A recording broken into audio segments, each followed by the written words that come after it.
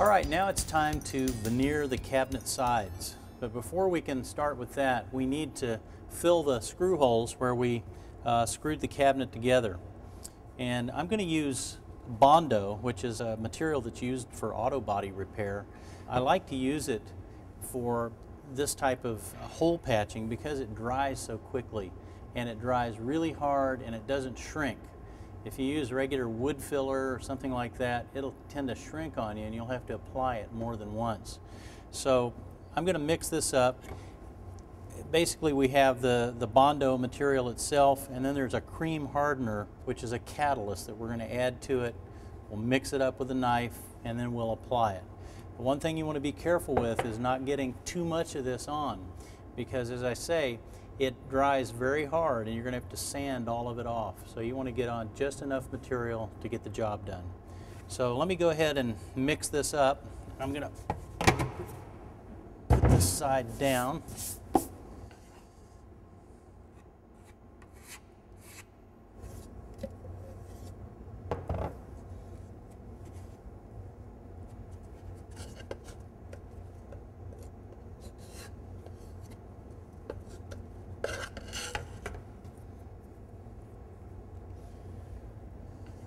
And now we want to just mix it up, and it's going to turn sort of a red color.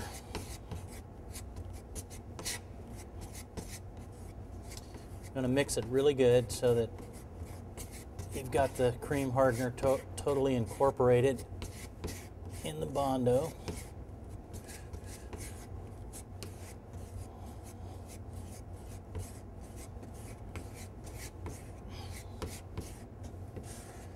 All right, now we're ready to apply it.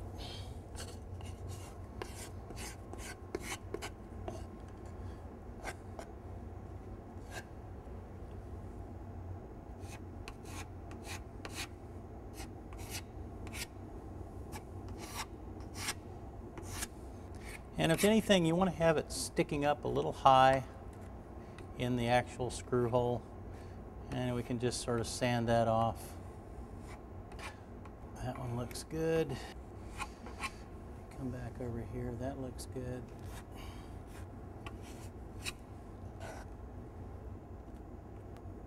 You have to work fast with this stuff because it really does set up. Again, try to clean it off of the surfaces around the screw hole, because if you don't, you're going to have to sand it off. All right, now I'm going to flip it over quickly and do the other side. I have these little shelf standards here that I'm going to use to put the cabinet up on.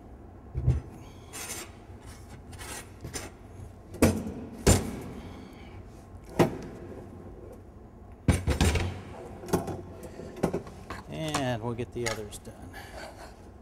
Should mention that before you start this process, you should check the screws to make sure that they're actually sitting down below the surface. I have one right here that is up just a little bit. I'm not going to worry about it too much because it's just right on the surface, but it's a good idea to do that. This stuff is almost hard now. I can hardly, no pun intended, get it in the hole. Okay, there we go. Okay, our holes are bondoed. We just need to let it set up just a little bit, let it dry, take probably about 10 minutes or so. And then we'll come back and we'll sand it down and get it nice and smooth. One other thing that we're going to do is I'm going to sand this entire surface just to rough it up a little bit. This melamine is pretty slick, and we're going to be using contact cement, and we need to give it some bite. So we need to rough this up just a little bit so that the contact cement can stick to the melamine. So we'll let it dry and come back and sand it in just a moment.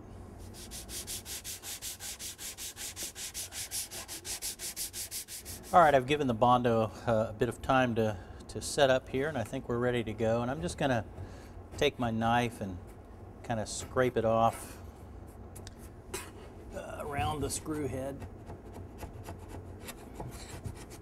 I don't have to do quite so much sanding. All right.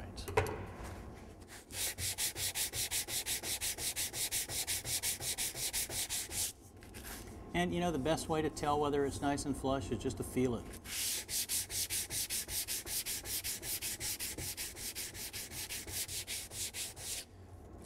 I like to use just a block of wood rather than an electric sander, because it's too easy with an electric sander to take off too much material or to round over the edges. So this nice flat block keeps you flat on the surface, keeps you from going over the edges. One way to cut down on dust is to use a sanding table with a vacuum system.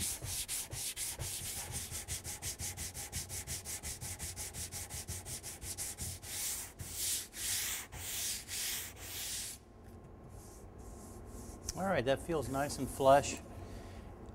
You can see right here, this is the screw head that wasn't quite down far enough, but it's sanded up nicely. Just taking just a little bit off of the top of it so it's nice and flush there.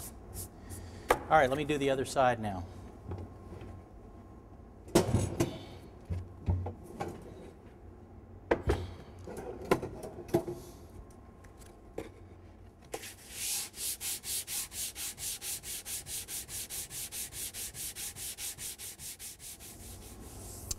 All right, that looks pretty good.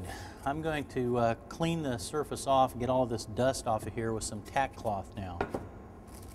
Tack cloth is something you can pick up at any paint store, and it's a cloth that has wax on it, and so it's kind of sticky. It's really nice for any type of cleanup work that you want to do before you're going to apply a finish, because it really sticks, and you can see all of that dust that's stuck on there.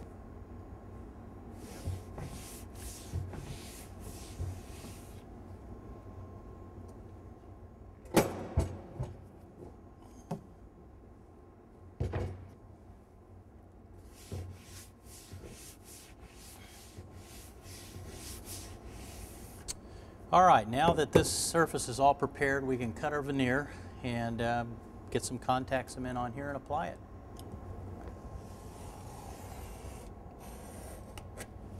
All right, so before I go to work on the veneer, I want to make sure that this table is nice and clean. A lot of times glue blobs get on here and you can damage your veneer. So I've just been cleaning it and just want to make sure that I've got all the glue off.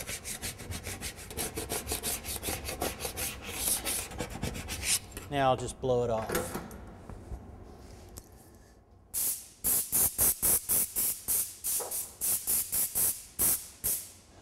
Okay. Now, this is our veneer. And it's cherry, just like our edge banding. And one thing I wanted to point out to you is that this particular veneer has a craft paper backing on it, which is really nice because it makes it flexible. If we didn't have this craft paper on here, we'd have to be really careful with the material because it'd want to crack on you. This also keeps your glue from bleeding through the veneer to the face. So I really like to use this. Now, a lot of fine furniture making, they'll use just a regular veneer because you don't want that extra thickness. But for a cabinet like we're doing here, this is just the perfect way to go. So we just need to cut this to a nominal size. So I'm going to cut it oversized a little bit in height and in depth, and then we'll size it up and see how it looks on our pieces, and then we'll apply glue just like we did with the edge banding. We'll put one coat of glue on the back of the veneer, one coat of glue on the cabinet, let it dry, and then we'll apply it.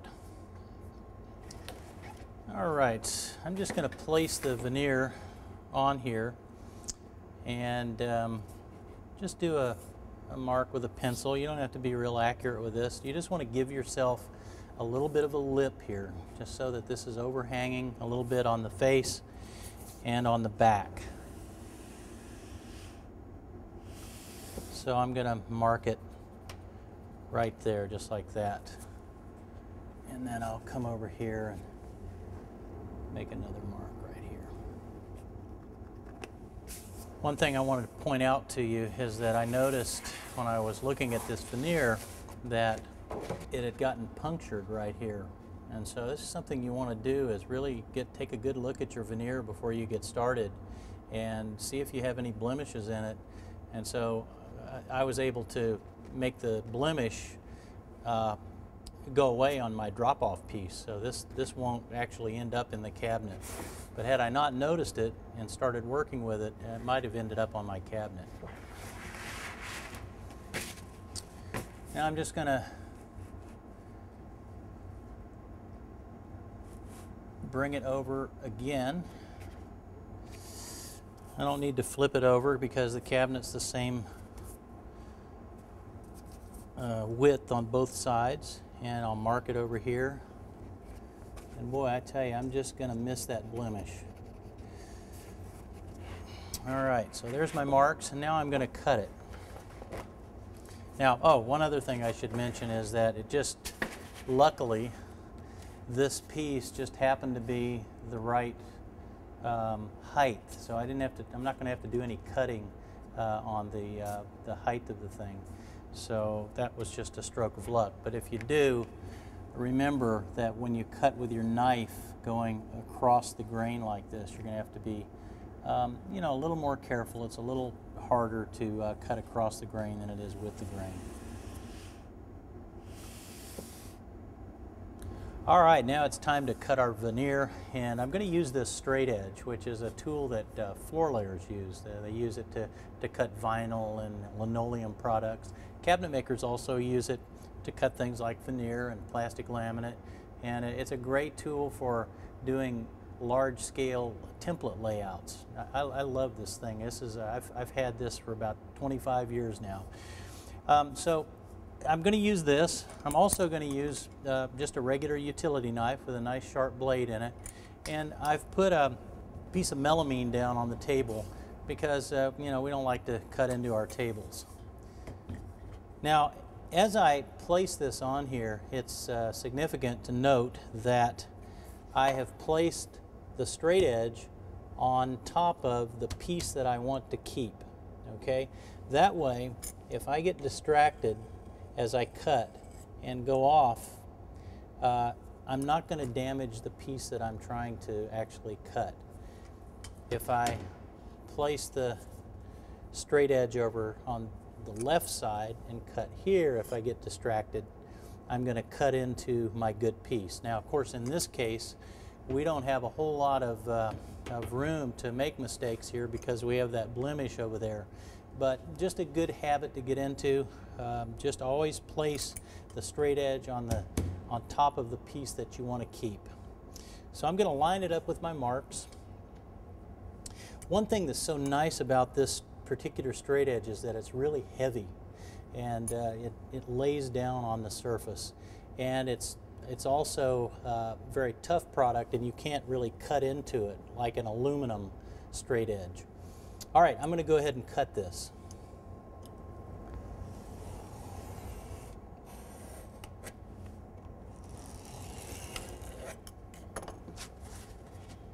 Okay. All right, there's piece number one, and now we'll get our second piece done.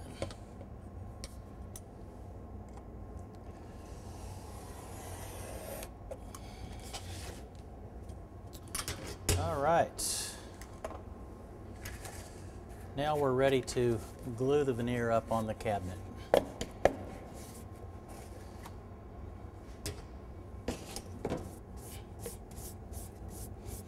So let's see how these fit.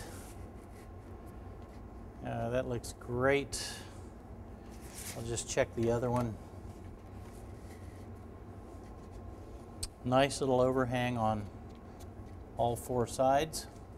And then one more thing that I'm going to do before I start applying glue is to take a look at the veneer and look at the grain.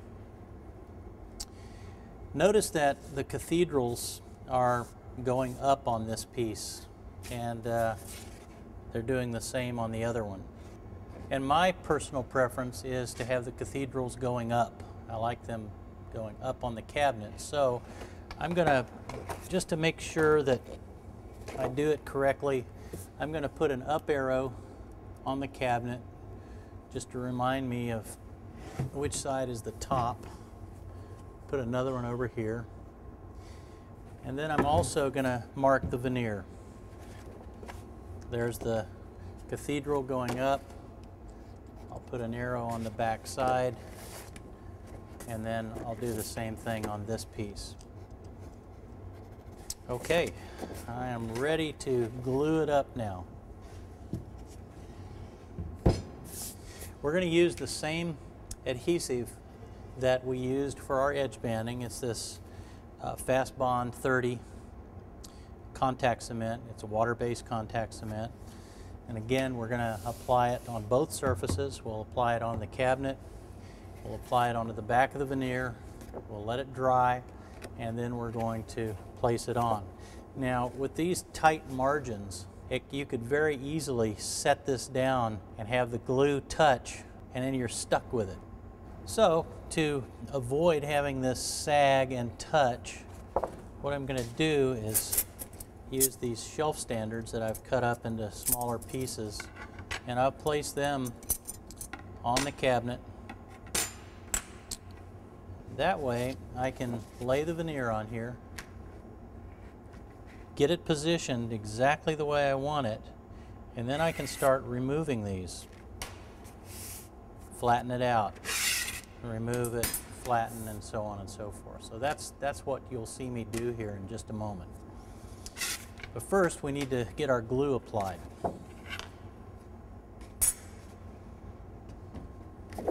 All right, we're going to start by putting some tape on our edge banding, just so that I don't slop glue onto the face, because then I'd have to sand it off and I could potentially do more damage.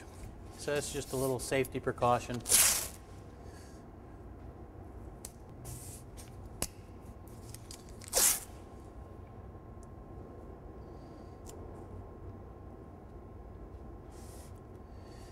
I don't really need it here, but I'll go ahead and put it on.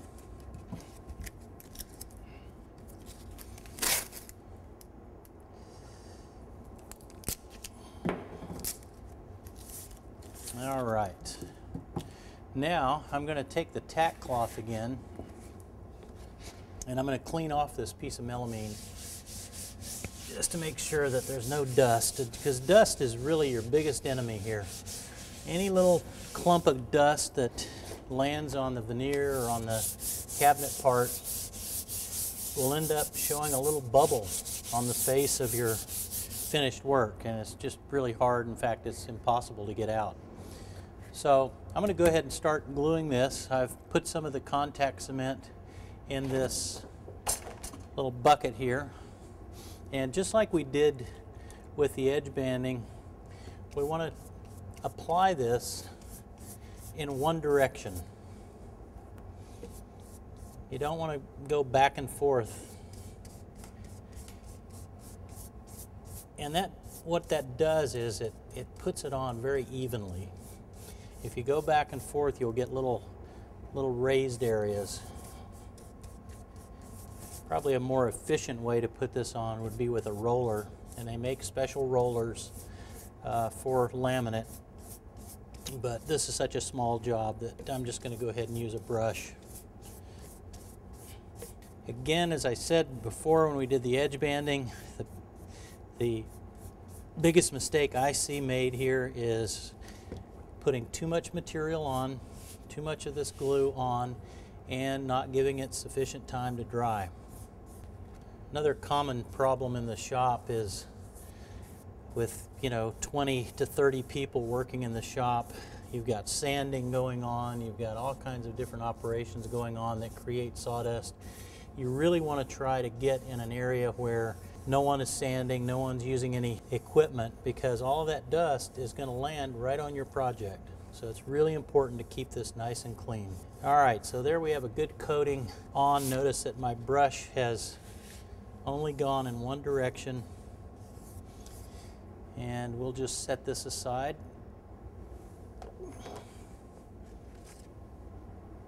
I'll do the other piece. First I'm going to tack cloth it. And here we go again. Now this glue has a 4-hour drying time, so you can wait up to 4 hours. I don't recommend it, but it can actually stay on here up to 4 hours, and then you can apply it. All right, I'll set this aside. And now I'm going to bring this over, lay it down, and hit it with the tack cloth. Now I'm only going to be able to do this one side right now. I'm not going to try to do both sides. So I'll glue this side up. We'll go ahead and veneer this, and then we'll flip it over, glue the other side, and veneer it.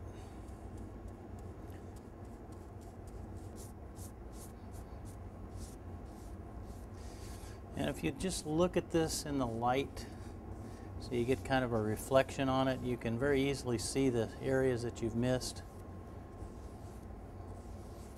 I'm just going to hit the whole thing here one more time.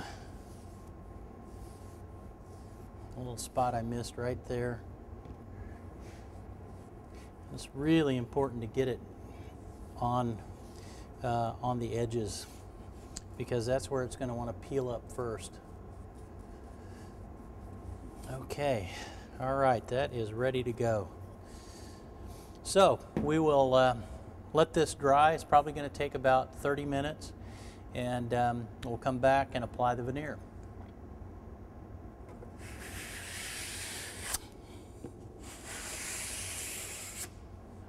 All right, our glue is dry, and we can lay our veneer on now, but first of all I want to just take a really good look at this and make sure that no dust has landed on it. So what you want to do is kind of get back and look in different lights, different reflections, and it looks pretty good. I don't really see anything. Oops, there's a little piece right there. Okay, get that off. That looks good. And I'm going to put my little spacers on.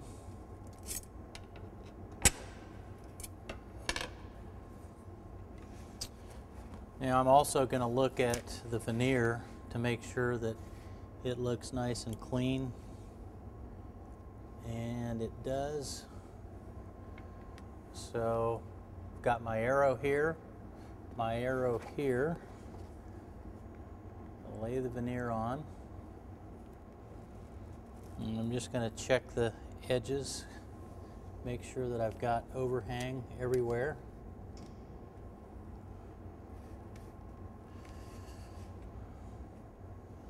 That looks really good. Now I'm going to start pulling these pieces out. What I like to do is work from the center and compress it and press it down outward. So go from the center out.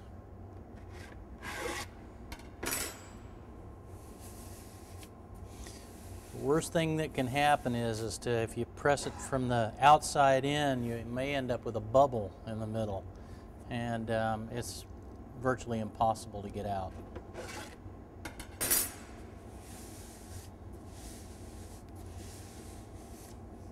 And the last one.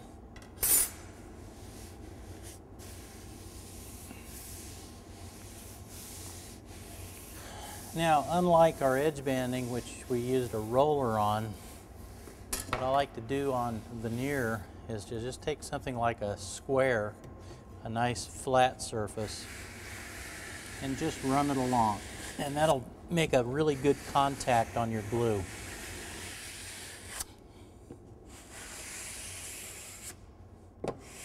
All right, now what we have to do is to trim these edges. I'm going to use a plane iron, a block plane iron, to do that with. And basically I'm just going to start on one edge here and just cut very carefully. What you want to do is sort of cut down. You're kind of working like this. Don't try to just go along and slit it, because it'll tear on you.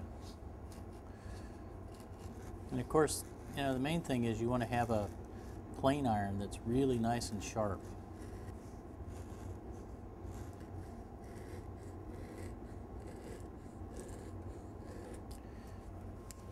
Again, kind of a down cutting motion. You can see that it's easy to tear this stuff, so you really want to be careful.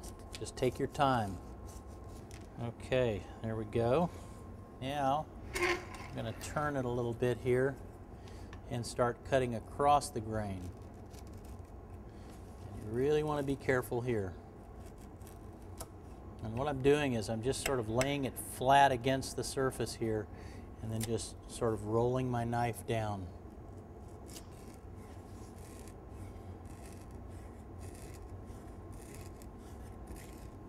Getting a nice little curl there.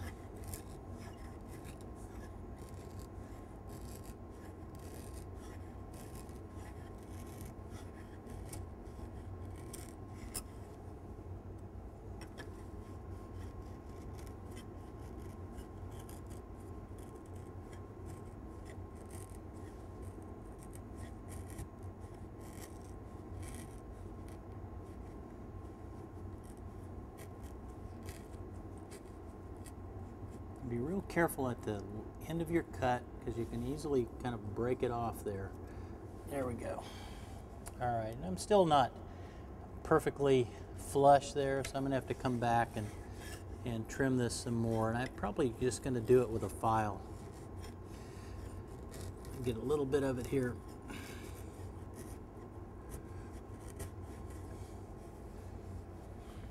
All right, now let me do the bottom edge.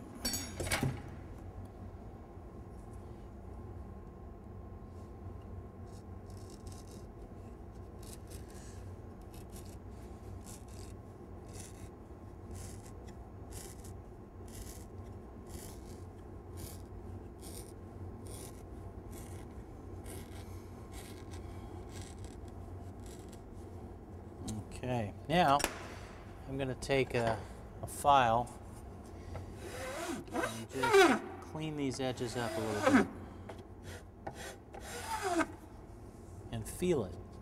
Feel, you know, what you're feeling for is a little margin there, and you don't want that. You want it to be perfectly smooth.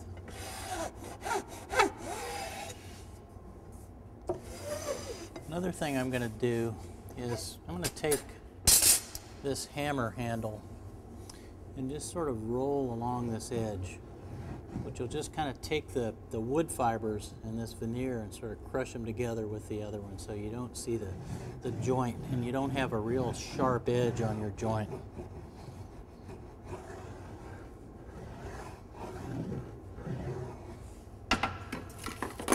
And take a little sandpaper,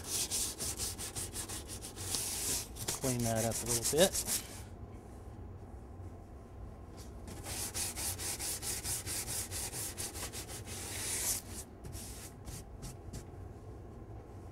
And that feels good. We'll probably come back and touch it up one more time.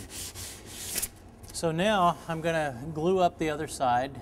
The veneer is already glued, but we'll get some glue on and then we'll do exactly the same procedure on the other side of the cabinet.